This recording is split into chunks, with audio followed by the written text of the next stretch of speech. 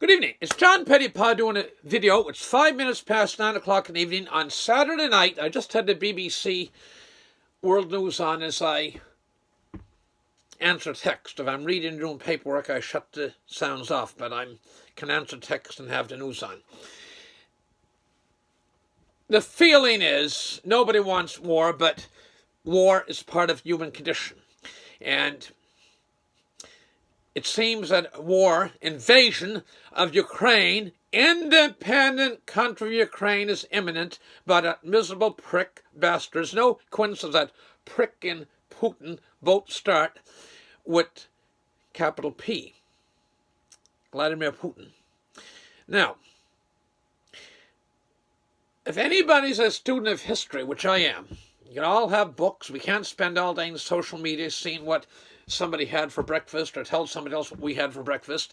There is a real world out there with events that happen.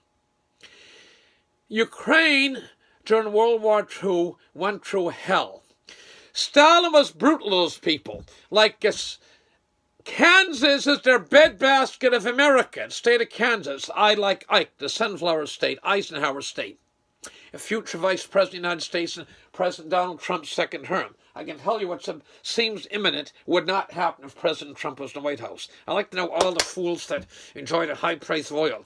I'm going to repeat just the rest here for a second. I'm pretty confident we will see $2 on the price of a litre of oil in Nova Scotia and Eastern Canada, much of the rest of Canada, before the year 2022, so I'm going to repeat that. I'm pretty confident that we'll see $2 on the price of a litre of gasoline at the pumps before 2022 is out. If President Trump was there, that damn well wouldn't be the case. And you wouldn't have the invasion of Ukraine by Vladimir Putin in Russia. Anyway, during the breadbasket of America, Kansas, and so future Vice President Mike Pence will be Vice President under President Trump's second term. Canada, the breadbasket of Canada is Saskatchewan, the beautiful province of Saskatchewan. Ukraine was their breadbasket. That's why there's so many Ukrainian people speaking of Saskatchewan. They found the prairies of Saskatchewan, the cold winters but warm summers, and beautiful soil of Saskatchewan, beautiful grain fields, flat fields.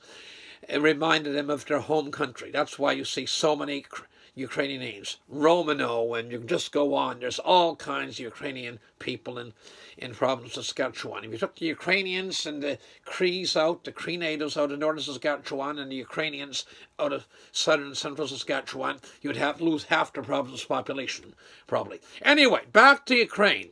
They were brutalized in World War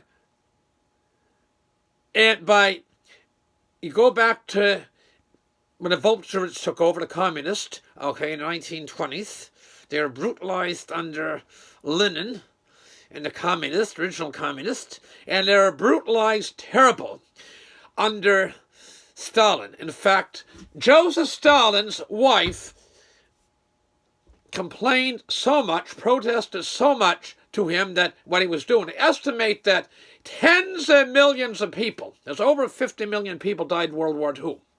In excess of 50 million people. Each finger and thumb I put up represents 10 million people. In excess of that. A large portion of those, besides those in the concentration camps and soldiers on both sides in World War II and civilians, is the debt and starvation of Ukrainians. The debt and by starvation of the Ukrainians by Russia. And so again, Joseph Stalin, the dictator of the Soviet Union from the 30s, 40s, and the 50, bastard died in 53, went to hell, so he's there for about 20 some years. I believe he's the longest serving dictator the Soviet Union ever had. Anyway, Putin's trying to give him a run for that on